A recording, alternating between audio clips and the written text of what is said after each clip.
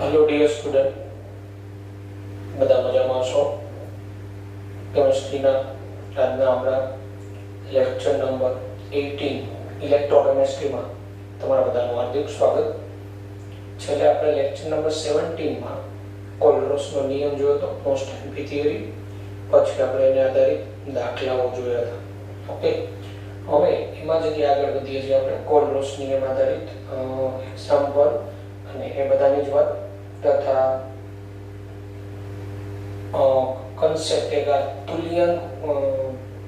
તુલ્ય વાહકતાનું સૂત્ર કોઈનું બનાવવાનું કે તો શું કરવાનું એની વાત કરી દઈએ પહેલા. જેમ કે તમને મેં potash એલમ K2SO4 Al2SO4 thrice into 24H2O બરાબર. આ પોટાશ એલમનું તમને મેં તુલ્ય વાહકતા, સીમિત તુલ્ય વાહકતાનું સૂત્ર તારવીને આપેલું બરાબર. તો અહીંયા આપણે પોટાશ એલમની સીમિત મોલર વાહકતાનું, હવે એની તુલ્ય વાહકતાનું સૂત્ર કે તો શું કરવાનું?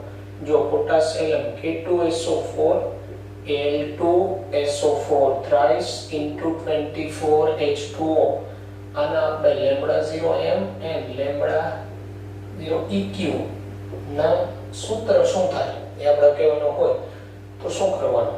તો લેમ્બડા 0m તો તમે બનાવી, મેં તમને સૂત્ર આપેલું હતું આ રીતે. લેમ્બડા 0m બરાબર 2 લેમ્બડા 0 k પ્લસ પ્લસ અહીંયા SO4 કેટલા 4 lambda 0 SO4 2 minus plus 2 lambda 0 Al3 plus બરાબર. એટલે k પ્લસ ની મોલર વાહકતા ગુણ્યા 2, SO4 2 માઈનસ ની મોલર વાહકતા ગુણાકારમાં 4 અને Al3 પ્લસ ની મોલર વાહકતા ગુણાકારમાં 2, એટલે તમને આની મોલર વાહકતા મળે સીધી. પણ તુલ્ય વાહકતાનો આવું ફોર્મ્યુલા બનાવવો હોય તો કઈ રીતે બને? લેમ્બડા eq બરાબર. તો હવે તમને આ જો lambda eq K2SO4 Al2SO4 thrice into 24H2O. H2O નું ધ્યાનમાં લેવાની જરૂર નથી, પોટેશિયમ માટે આ એનું ધ્યાનમાં લેવાનું. હવે આ જે છે આનું તમારે બનાવવું હોય તો શું કરવાનું? તમને હવે આ તુલ્ય વાહકતા છે. હવે અહીંયા એક અગત્યનું કે અહીંયા કુલ વીજભાર કેટલો થાય ધન આયનનો? કુલ વીજભાર તમે ગણો ને તો પોટેશિયમના 2 અને 2 ગુણ્યા 3 એટલે એલ્યુમિનિયમના 6, એટલે અહીંયા જો કુલ વીજભાર કેટલો થાય? કુલ વીજભાર તો 2k પ્લસ એટલે 2 ગુણ્યા પ્લસ 1 એટલે 2 અને 2Al3 પ્લસ એટલે 2 ગુણાકારમાં 3 એટલે 6 8. કુલ વીજભારનો કેટલો થાય? 8. હવે આની તુલ્ય વાહકતા શું હોય તો કે આના એક તુલ્યાંક જથ્થો V કદના દ્રાવણમાં બરાબર, એની તુલ્ય વાહકતા. તો આનો એક તુલ્યાંક ક્યારે થાય? તો પોટાશિયમનો એક તુલ્યાંક એટલે એમાં રહેલા ધન આયનનો એક તુલ્યાંક અને એમાં રહેલા ઋણ આયનનો એક તુલ્યાંક બરાબર, એ બંને ભેગા થઈ પોટાશિયમનો એક તુલ્યાંક બનાવે. એટલે અહીંયા એ અગત્યનું તમને જો આની તુલ્ય વાહકતા આપણે આની મોલર વાહકતામાંથી તમારે તુલ્ય વાહકતા મેળવવી હોય તો શું કરવું પડે બરાબર. તો અહીંયા તમારે આ પોટેશિયમ અને એલ્યુમિનિયમ તો બે થઈને એક તુલ્યાંક થાય, કારણ કે K+ ને Al3+ બે ધન આયન બરાબર, એનો ટોટલ કુલ ચાર્જ 8. તો મારે જે તેની તુલ્ય વાહકતા કેવી હોય તો અહીંયા પોટેશિયમ અને એલ્યુમિનિયમ માટે અહીંયા હું સૂત્ર મૂકું છું. જે તેની તુલ્ય વાહકતા લેમ્બડા eq, આ લેમ્બડા eq કોની? K+,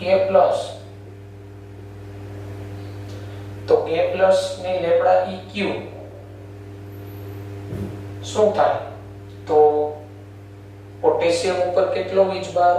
2 પોટેશિયમનો 2 થાય ટોટલ વીજભાર કેટલો 8 એટલે અહીંયા 2/8 અને 2/8 એટલે કેટલો થાય 1/4 એટલે પોટેશિયમની તમને તુલ્ય વાહકતા આપેલી હોય into 1/4 કરવાના પ્લસ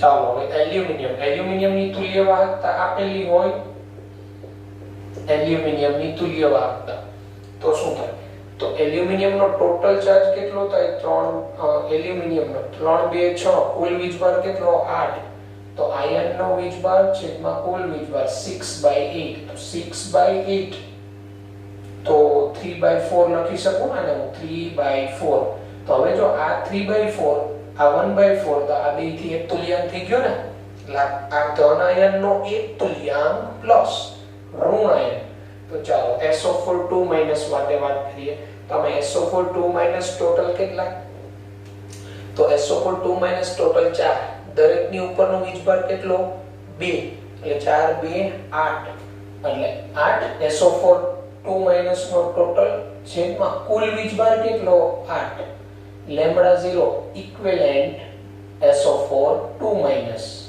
એટલે 1 જ થઈ જાય ને 1 તો હવે તમારી પાસે K+ ની તુલ્ય વાહકતા હોય તો અહીંયા કિંમત મૂકવાની L3+ ની તુલ્ય વાહકતા હોય અહીંયા કિંમત મૂકવાની SO4 2- તો જો ઋણ આયનનો આ એક તુલ્યાંક અને આ ધન આયનનો એક તુલ્યાંક ધન આયન ઋણ આયનનો એક તુલ્યાંક બેનો જોડાય અને આખા વિદ્યુત વિભાજ્યનો એક તુલ્યાંક બને એટલે આ રીતે ડબલ સોલ્ટ હોય ને ડબલ સોલ્ટ દ્વિક્ષાર એમાં આ રીતે બે જુદા જુદા આયનો હોય ને તો એવા વિદ્યુત વિભાજ્યની તુલ્ય વાહકતા મેળવતી વખતે શું કરવાનું તો જે તે ધન આયનની તુલ્ય વાહકતા ઇન્ટુ અહીંયા એ ધન આયન પરનો વીજભાર છેદમાં કુલ વીજભાર ધન આયન પરનો વીજભાર છેદમાં કુલ વીજભાર ટોટલ ચાર્જ તો એ જે તે ધન આયન પરનો વીજભાર છેદમાં કુલ વીજભાર શું હોય તો કુલ વીજભાર એટલે ટોટલ જેટલા ધન આયન હોય એના પરનો વીજભાર કરવાનો અથવા ટોટલ જેટલા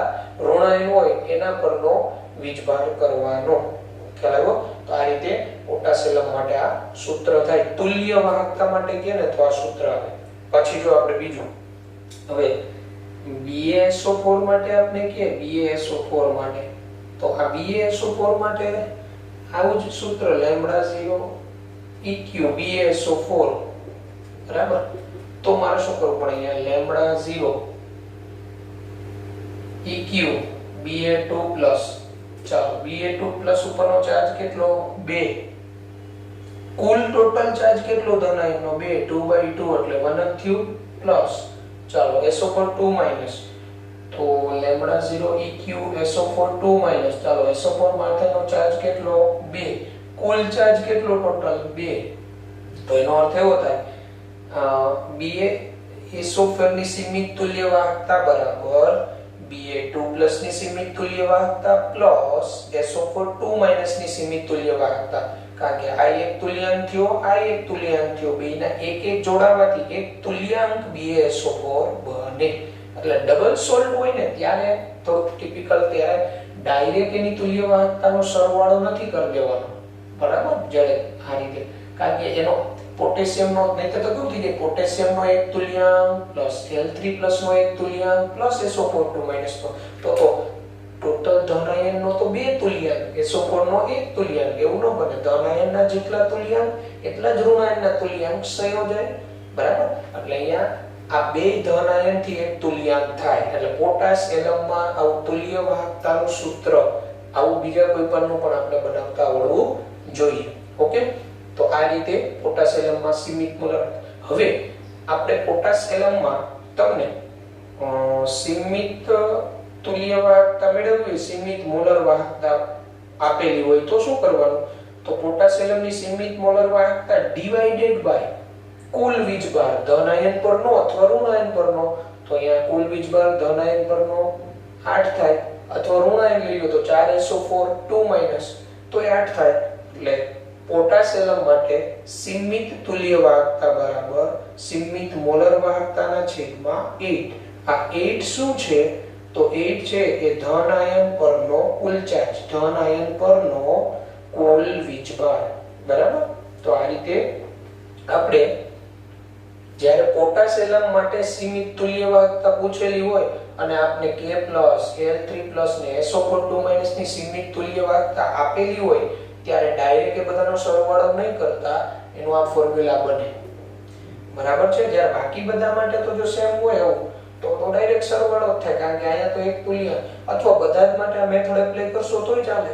કઈ રીતે? તો કે જે તે આયનની તુલ્ય વાહકતા ઇન્ટુ એ આયન પરનો વીજભાર છેદમાં કુલ વીજભાર કરો એટલે તમને ડાયરેક્ટ ફોર્મ્યુલા મળી જાય. એ આયન પરનો વીજભાર છેદમાં કુલ વીજભાર. કુલ વીજભાર એટલે જેટલા ધન આયન હોય એ બધાનો વીજભારનો સરવાળો થાય. ઓકે, આ રીતે પોટાશિયમ માટે મેળવતા આવડવું જોઈએ.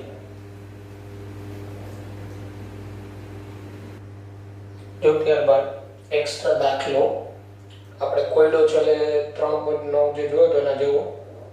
The molar conductivity of NH4Cl at infinite dilution is 149.7 Siemens centimeter square mole inverse. Infinite dilution એટલે અનંત મંદને. અનંત મંદન એટલે સીમિત મોલર વાહકતા આપેલી છે. મોલર conductivity of NH4Cl એટલે NH4Cl ની અનંત મંદને મોલર વાહકતા આપેલી છે આપણે કેટલી? 149.7 Siemens centimeter square mole inverse આટલી આપેલી છે. The ionic conductance of OH minus એટલે OH minus ની આયનીય વાહકતા 198 Siemens centimeter square mole inverse and Cl minus ની 76.3 Siemens centimeter square mole inverse આપેલી છે. અનુક્રમે calculate the molar conductivity of NH4OH at this dilution.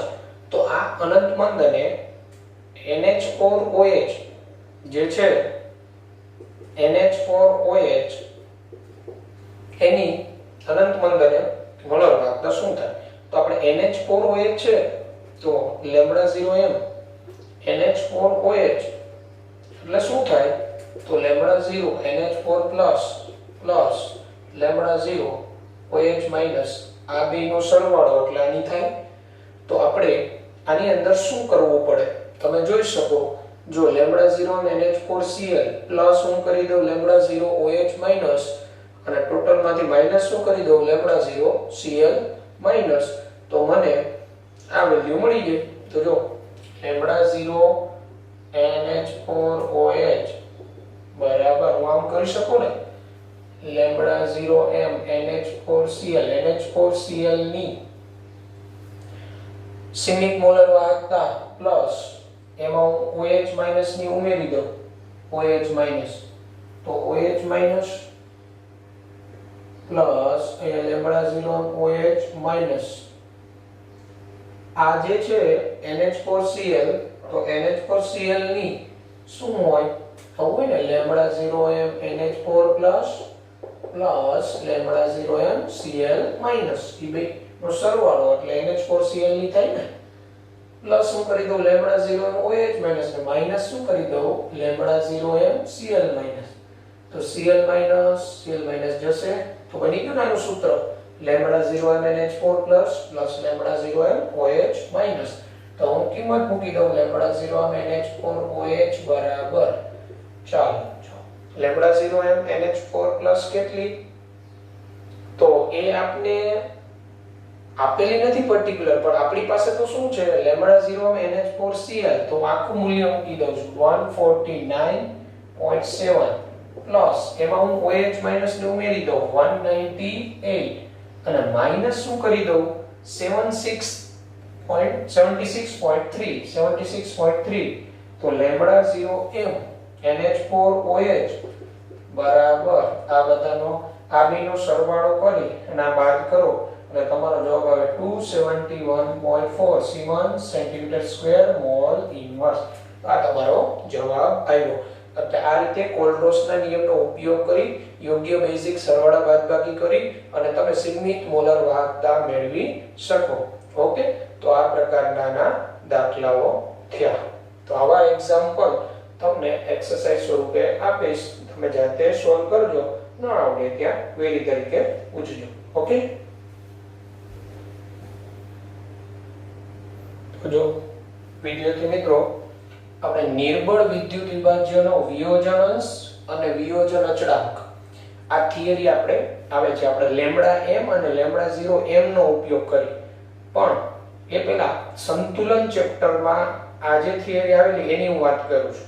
એટલે આ સંતુલન ચેપ્ટરમાં જે આવેલી એ વાત કરું છું. ટેક્સ્ટ બુકમાં 12મા ધોરણમાં આ થિયરી તમારે લખવાની જરૂર નથી, પણ આના ઉપરથી અને પછીની થિયરી હું સમજાવું છું. બરાબર?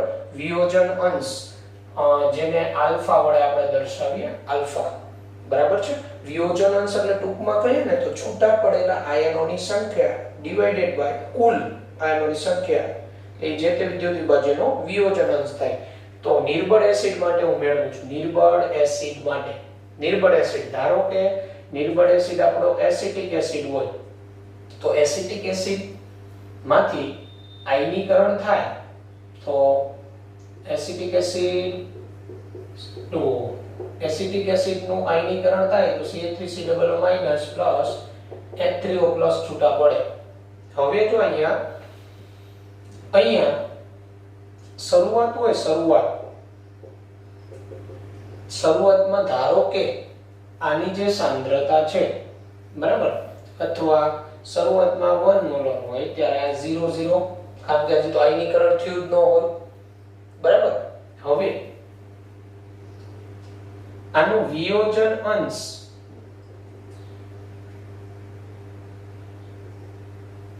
ધારો કે આ આલ્ફા જેટલા છૂટા પડે આયન, કેટલા? આલ્ફા જેટલા છૂટા પડે એનું વિયોજન અંશ છૂટું પડવું આલ્ફા. તો આ કેટલો હોય?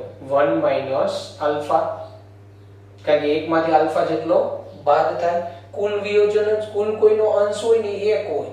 ધારો કે આ આલ્ફા જેટલો છૂટો પડે તો આમાં કેટલો ઘટાડો થાય? આલ્ફા જેટલો, એટલે 1 - આલ્ફા. બરાબર? હવે સંતુલને, તો સંતુલને સાંદ્રતા,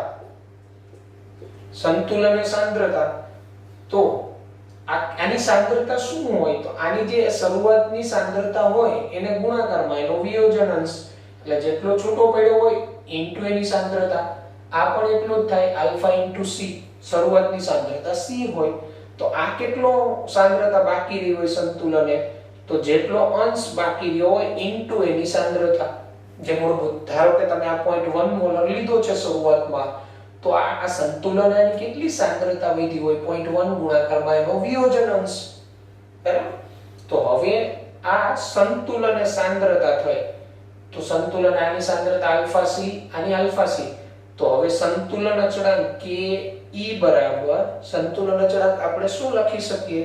તો સંતુલન અચળાંક આપણે આ બેની સાંદ્રતાનો ગુણાકાર, આ બેની, તો આની આલ્ફા સી ઇન્ટુ આની આલ્ફા સી, એટલે alpha square C square divided by, હવે આ પાણીની સાંદ્રતા તો આપણે અચળ જ લઈએ, અને ડિવાઇડેડ બાય સંતુલન આની સાંદ્રતા કેટલી થઈ?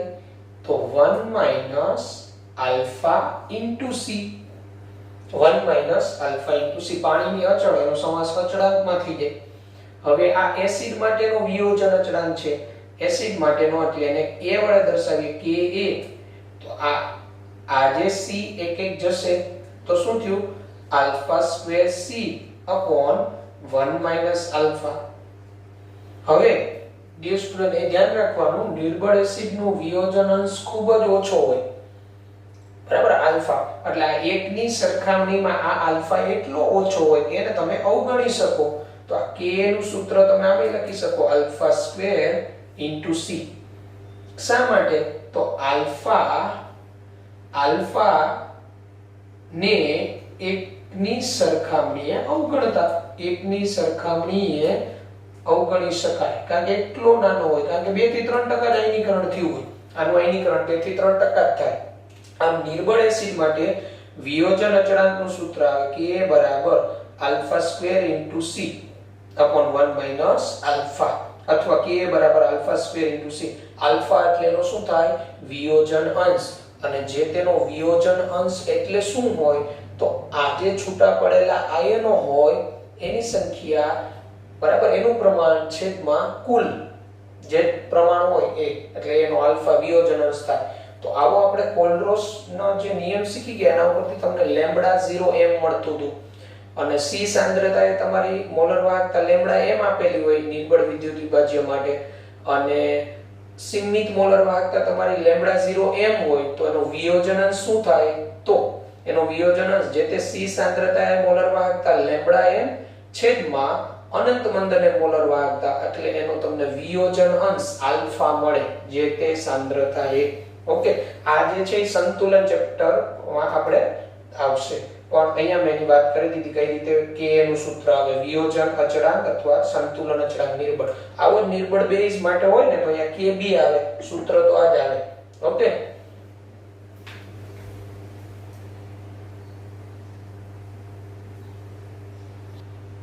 તો જો આવો પ્રશ્ન બને આપણો નિર્બળ વિદ્યુત વિભાજ્ય માટે લેમ્બડા m અને લેમ્બડા 0 m ના મૂલ્ય પરથી વિયોજન અંશ આલ્ફા અને વિયોજન અચળાંક k નું સૂત્ર મેળવો તો અહીંયા આપને બધાને ખબર છે અનંત મંદને નિર્બળ વિદ્યુત વિભાજ્ય માટે અનંત મંદને આપણે જોયું તો આલેખ વક્ર મળી જતો હતો 6 ટેન્ડ્સ ટુ 0, સાંદ્રતા શૂન્ય તરફ આગળ વધે ત્યારે, એટલે એનો લેમ્બડા 0 મેળવવું મુશ્કેલ અને માપવું ખૂબ જ મુશ્કેલ. અનંત મંદને તો માપવું ખૂબ મુશ્કેલ પડે, બરાબર. અને આપણે કોલરોસના નિયમનો ઉપયોગ કરી લેમ્બડા 0 m છે એ મેળવી શકીએ. આમ તો ચોકસાઈપૂર્વક માપવું મુશ્કેલ, જે આપણે લેમ્બડા m વર્સિસ √c ના આલેખ પરથી. તો હવે આપણે વિયોજન અંશ આલ્ફા અને વિયોજન અચળાંક k કઈ રીતે મેળવીએ? તો નિર્બળ વિદ્યુત વિભાજ્ય છે, નિર્બળ વિદ્યુત વિભાજ્ય ની કોઈ C સાંદ્રતા xyz 0.1 0.01 મોલર C સાંદ્રતા એ મોલર વાહકતા લેમ્બડા m હોય, બરાબર, અને તેની અનંત મંદને અથવા સીમિત મોલર વાહકતા અનંત મંદને મોલર વાહકતા લેમ્બડા 0 m હોય તો આપણે નિર્બળ વિદ્યુત વિભાજ્ય નો વિયોજન અંશ આલ્ફા નીચે મુજબ ગણતરી કરી શકાય.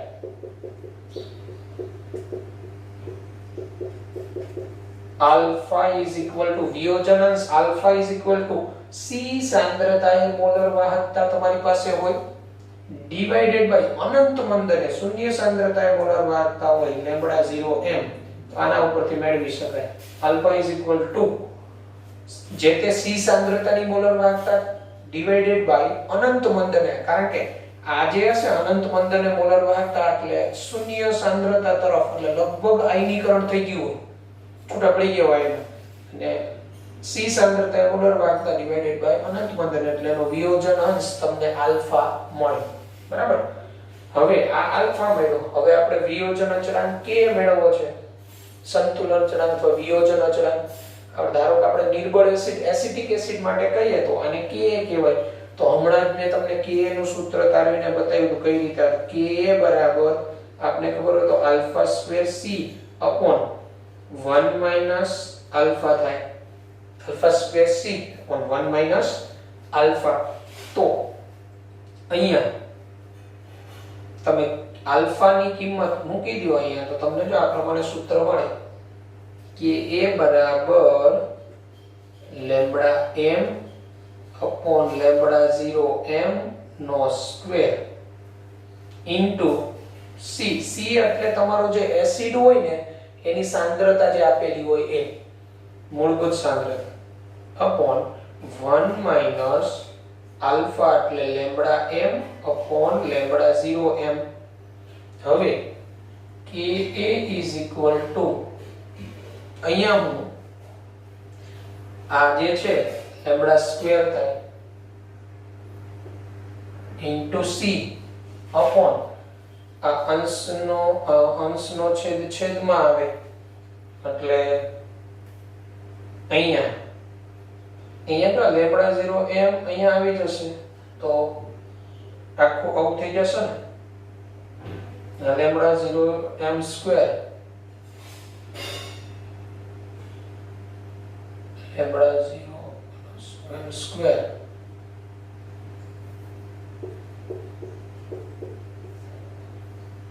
અહીંયા અંશમાં lambda 0 m minus lambda m upon lambda 0 m આવું થાય તો અહીંયા આ એક લેમ્બડા 0 એમ જશે કે a બરાબર લેમ્બડા સ્ક્વેર એમ ઇન્ટુ સી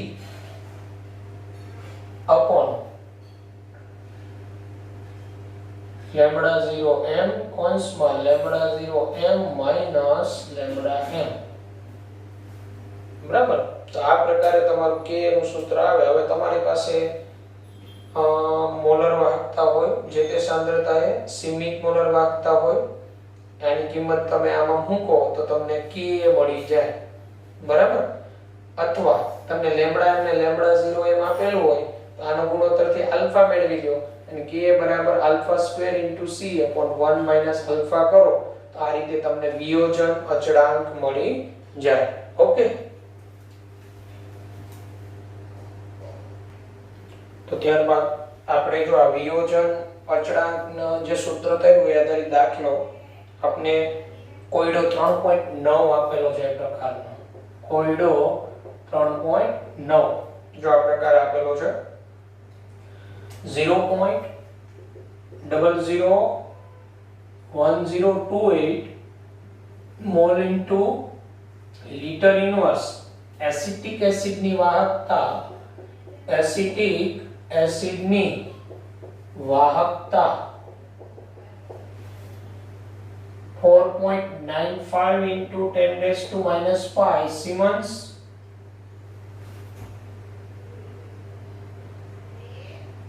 સેન્ટીમીટર ઇન્વર્સ આપેલી છે. વાહકતા આપણે કપા આપેલી છે.